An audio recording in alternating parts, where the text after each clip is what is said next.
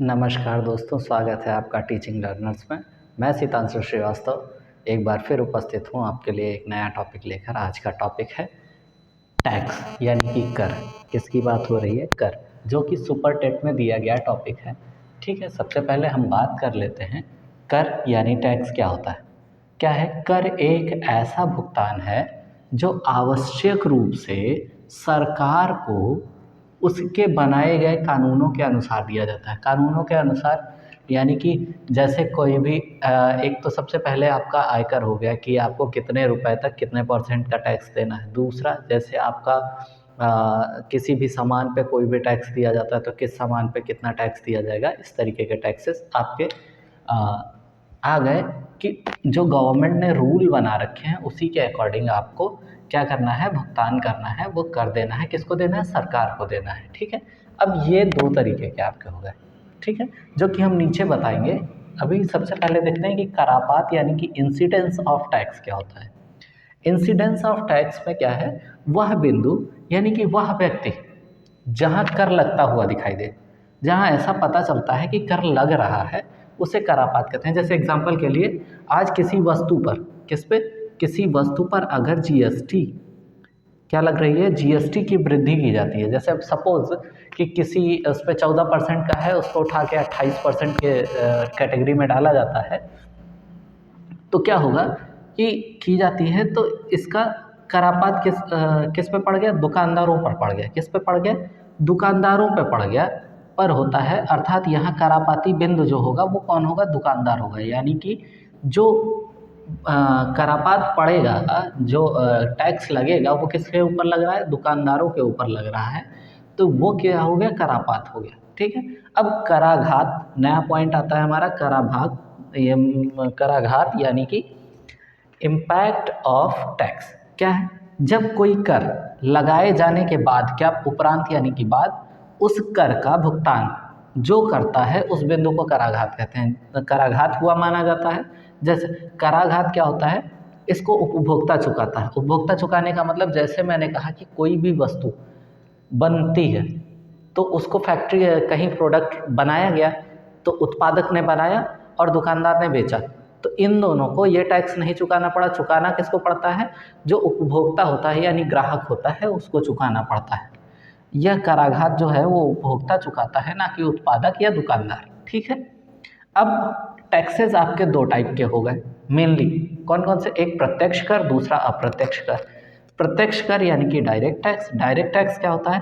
अपनी आय, जो हमारी इनकम है, उस पर लगने वाला कर, हमारी आय पर लगने वाला कर ही प्रत्यक्ष कर होता है। और हम उसे क्या कर सकते हैं? यह भुगतान डायरेक्ट गवर्नमेंट को कर सकते हैं, सीधे सीधे गवर्नमेंट को करते हैं, तो इसको हम क्या कहते हैं? डायरेक्ट टैक्स कहते हैं। अब इनडायरेक्ट टैक्स यानी कि अप्रत्यक्ष कर क्या होता है? वस्तुओं या सेवाओं, कोई भी वस्तु, जैसे कोई भी सामान बन रहा है उस पर, या कोई सेवा आपको दी जा रही है उस पर जो जीएसटी लगता है, उसको खरीदने के बाद जो व्यक्तियों को दिया जाने वाला कर होता है उसे हम क्या कहते हैं? व्यक्तियों द्वारा दिया जाने वाला कर होता है, वो क्या हो जाता है? डायरेक्ट टैक्स हो जाता है, इनडायरेक्ट टैक्स हो जाता है। इनडायरेक्ट टैक्स, जैसे हम कोई सामान ले रहे हैं उस पे लगने वाला टैक्स हम डायरेक्ट गवर्नमेंट को तो दे नहीं रहे हैं। या फिर जैसे कहीं आप बाहर जाते हैं तो आपको जो टैक्सेस पे करने पड़ते हैं, जैसे रूम वगैरह लेते हैं तो उस पर आपको एक्स्ट्रा जीएसटी पे करनी पड़ती है। तो उस तरीके के टैक्सेस आपके किस में आ गए? इनडायरेक्ट टैक्सेस में आ गए। तो वो क्या होते हैं? इनडायरेक्ट टैक्सेस यानी वस्तुओं या सेवाओं को खरीदने के बाद व्यक्तियों के ऊपर लगने वाला टैक्स या व्यक्तियों द्वारा दिया जाने वाला टैक्स क्या होता है? वही होता है आपका अप्रत्यक्ष कर यानी कि इनडायरेक्ट। अब यहाँ पर कुछ प्रश्न हल कर लिया जाए। जैसे यहाँ पे दे रखा है कि दिल्ली के भीतर निम्नलिखित लेन देन के लिए निम्न आंकड़े आधार पर बिल की राशि गणना कीजिए। कि आंकड़ों के आधार पर याद करना है, तो यानी कि एमआरपी जो है उसका वो 12,000 रुपये है, और डिस्काउंट कितने परसेंट का है? 30% का, और जीएसटी 18% की लग रही है। ठीक है, हमें बिल की राशि याद करनी है।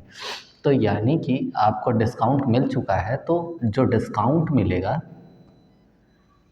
कितना डिस्काउंट परसेंट कितना है? 30% है। तो अगर मैं डिस्काउंट निकालूं तो डी इज इक्वल्स टू क्या हो जाएगा? डी परसेंट है कितने का? 12,000 का। कितने का? 12,000 का कितना परसेंट, 30% आपको निकाल देना पड़ेगा। 100 कितना हो गया, 12 3 3600 रुपये हो गया, 3600 रुपीज़ ये डिस्काउंट हो गया। तो आफ्टर डिस्काउंट जो मनी आएगा वो क्या आएगा, जो आपका कह सकते हैं एसपी आएगा। हम ये मान लेते हैं कि जो वैल्यू देनी है, तो मैं ये कह सकता हूँ कि अगर ये एसपी है तो 12,000 माइनस 3600 हो गया। कितना हो गया, 12,000 माइनस 3600। तो अगर माइनस करते हैं तो 8,400 आ गया। कितना, 8400 रुपये आपका, 8400 रुपी आपका आ गया जो आपको देना है। लेकिन साथ ही बात करी है इन्होंने कि जीएसटी 18% की लगी हुई है। तो अब कितनी जीएसटी लगी हुई है, 1800 रुपये, 18% की जीएसटी लगी हुई है। ठीक है, अगर मैं 18% की जीएसटी निकालता हूँ तो आप ये बताइए, ये 100% है। ठीक है, 18% की जीएसटी, तो क्या मैं सीधे सीधे लिख सकता हूँ जो बिल देना होगा, क्या बिल की राशि, जो अमाउंट देना होगा वो कितना देना होगा, 8400 का मैं सीधे सीधे कह सकता हूँ कि कितना, 118% देना होगा। मैंने ये 118 क्यों लिखा, क्योंकि कोई भी वैल्यू अपने आप की 100% होती है, उसमें आपको 18% और टैक्स देना है। तो मिलाकर कितना हो गया, 118% हुआ, नहीं हुआ। ठीक है, तो डायरेक्ट अगर मैं निकालता हूँ तो इन जीरो से ये जीरो कैंसिल हो गए। अब 84 को 118 से मल्टीप्लाई कराते हैं तो 118 चौके कितना हो गया, 472 हुआ। कितना हुआ, 472 हासिल 47। कैसे, 18 चौके 72 हुआ है, 1 चौके 4 हुआ, यानी 472, जिसमें 2 आया, 47 हासिल बचा है। 18 8 144 होता है, कितना होता है, 18 8 144 और 944 हो गया। कितना हो गया, 944। अब प्लस करते हैं तो 7 4 11, 4 4 8 1 9 और इधर 9, 991। कितना, 991।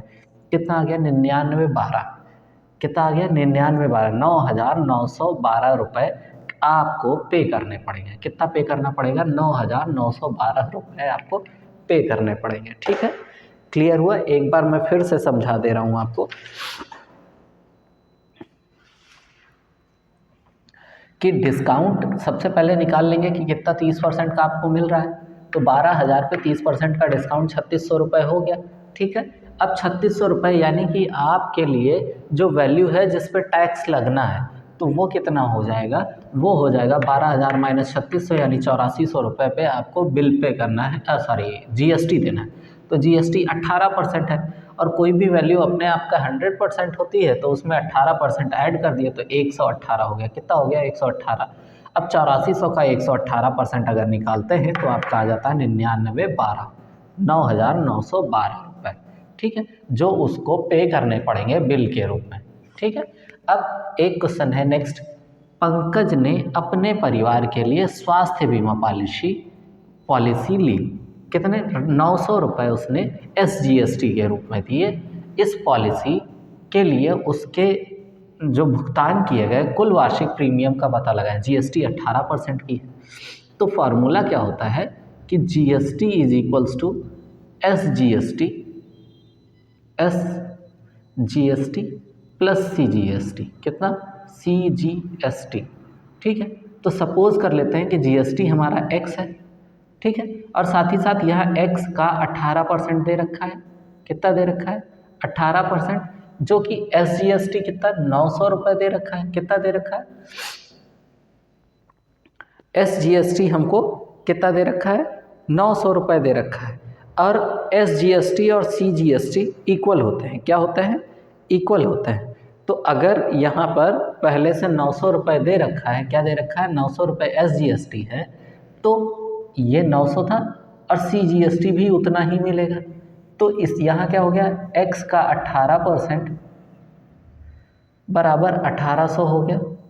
ठीक है, अब अगर आप कट करना चाहें तो 18 1 18, 18 से 100 कैंसिल हो गया। X is equals to 100 into 100, कितना हो गया, 10,000 आ गया। कितना आ गया, 10,000 रुपये का प्रीमियम हो जाएगा। कितने का हो जाएगा, 10,000 का प्रीमियम। कितने का, 10,000 का प्रीमियम होगा। क्लियर करने के लिए एक बार बता दूं, जितना SGST होता है उतना ही CGST होता है, तो दोनों 900 900 हो गए।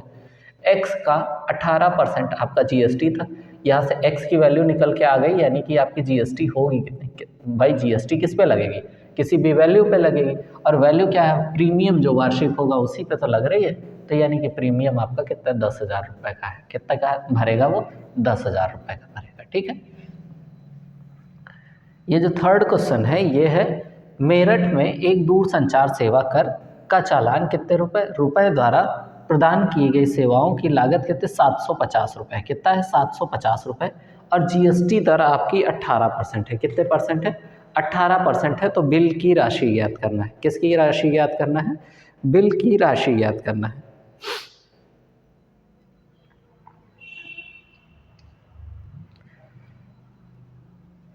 ठीक है। तो अब 750 है, कितना है, 750 रुपये है। 750 पे जीएसटी अगर 18% की लग गई, आपको फिर से मैं बता रहा हूँ, कोई भी वैल्यू अपने आप का 100% होती है। 18% की अगर जीएसटी लग रही है तो क्या मैं इसको 118% लिख सकता हूँ, क्या लिख सकता हूँ, 118% लिख सकता हूँ, और अपॉन 100 हो जाएगा।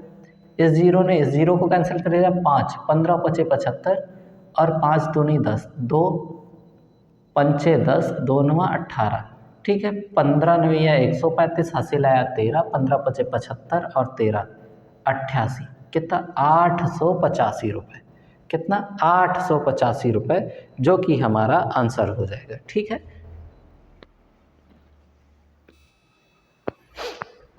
तो दोस्तों आज की वीडियो में इतना ही।